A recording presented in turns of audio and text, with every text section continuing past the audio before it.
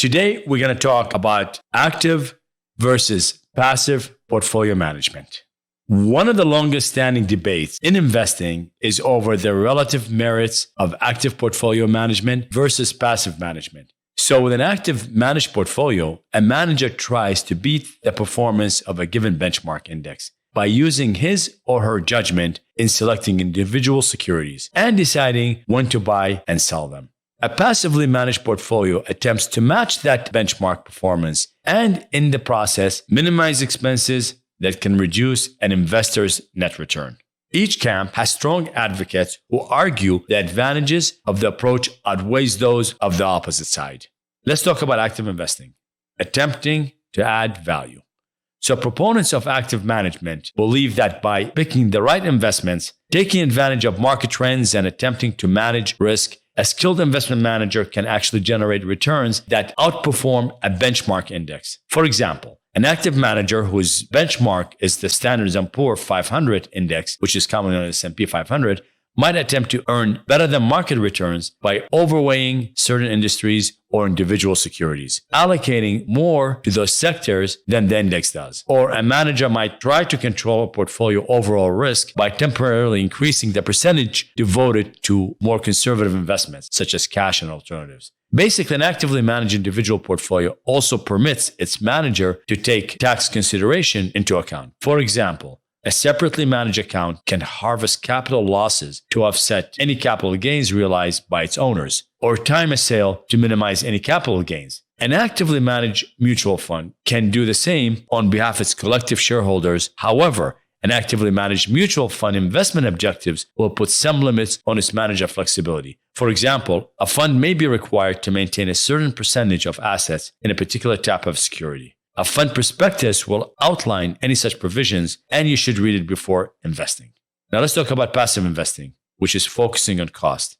Advocates of unmanaged passive investing, sometimes referred to as indexing, have long argued that the best way to capture overall market returns is to use low-cost market tracking index investments. This approach is based on the concept of efficient markets, which basically states that because all investors have access to all necessary information about a company and its securities, it is difficult, if not impossible, to get an advantage over any other investor. As new information becomes available, market prices adjust in response to reflect a security true value. That market efficiency, proponents say, basically means that reducing investment costs is the key to improving net returns. Indexing does create certain cost efficiencies because the investment simply reflects an index. No research is required for the security selection. Also, because trading is relatively infrequent, passive managed portfolios typically buy or sell securities only when the index itself changes. Trading costs are often lower. Also, frequent trading typically generates fewer capital gains distributions, which means relative tax efficiency in the end. Always keep in mind, before investing in either an active or passive fund, carefully consider the investment objectives, risks, charges, and expenses which can be found in the prospectus available from the fund. Read it carefully before investing. And remember that indexing, which is investing in a security based on a certain index, is not the same thing as investing directly in an index, which cannot be done. Now, proponents of active portfolio management believe that a skilled investment manager can generate returns that can outperform a benchmark index. Advocates of passive investments argue that the best way to capture overall market return is to use low-cost, index-based investments. So let's talk about blending approaches with asset allocation.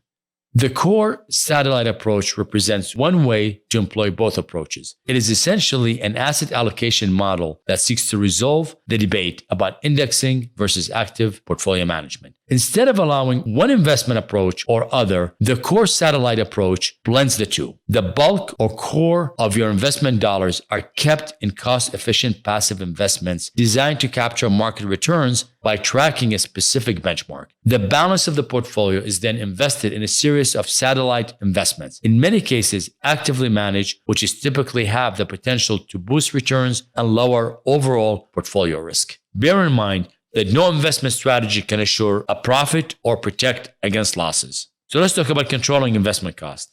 Devoting a portion rather than the majority of your portfolio to actively manage investments can allow you to minimize investment costs that may reduce returns. For example, Consider a hypothetical, say, $400,000 portfolio that is 100% invested in actively managed mutual funds, which on average expense level of, say, 1.5%, which can result in an annual expense of $6,000. If 70% of the portfolio were invested instead in low-cost index fund or ETF, with an average expense level of 0.25%, annual expenses on that portion of the portfolio would run at $700 per year. If a series of satellite investments with expense ratio of 2% were used for the remaining 30% of the portfolio, annual expenses on the satellite would be $2,400. So total annual fees for both core and satellite would be total of $3,100, producing a savings of $2,900 per year. Reinvested in a portfolio, that amount could actually increase its potential long-term growth. Keep in mind, this is a hypothetical portfolio that is intended only as an illustration of the math involved rather than actual results of any specific investment. Popular core investments often track broad benchmarks such as the S&P 500, the Russell 2000 index, the NASDAQ 100, and various international and bond indices. Other popular core investments may track specific style or market capitalization benchmarks in order to provide a value versus growth bias or a market capitalization tilt. While core holdings generally are chosen for that low-cost ability to closely track a specific benchmark, satellites are generally selected for their potential to add value either by enhancing returns or by reducing portfolio risk. Here again, you have many options. Good candidates for satellite investments include less efficient asset classes where the potential for active management to add value is increased. That is especially true for asset classes whose returns are not closely correlated with the core or other satellite investment. And since it's not uncommon for a satellite investment to be more volatile than the core, it is important to always view them within the context of the overall portfolio. Now let's talk about tactical versus strategic asset allocation.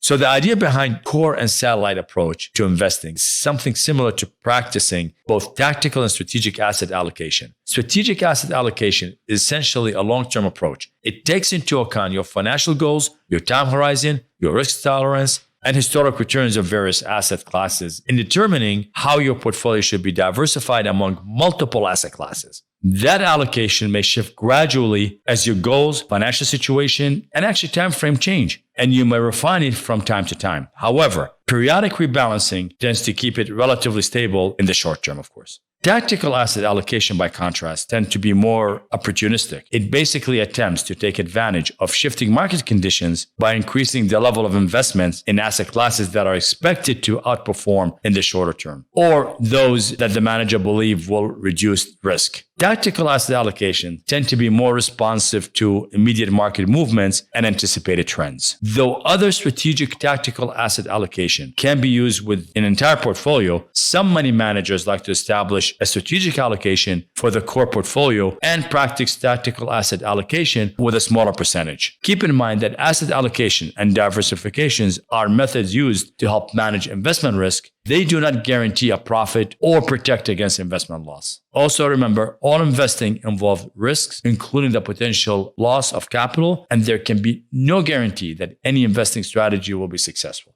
Another thing, a portfolio invested only in companies in a particular industry or market sector may not be sufficiently diversified and actually could subject you to significant level of volatility and risk. To learn more about the market, I have a webinar on investment strategies for volatile and uncertain markets. The webinar link is in the description. Your plans for the future shouldn't have to depend on daily fluctuations in the stock market. Gains and losses are part of investing. By using deliberate, time-tested approaches, you may be able to pursue your goals without feeling as though you need to constantly adjust your portfolio to react to today's news.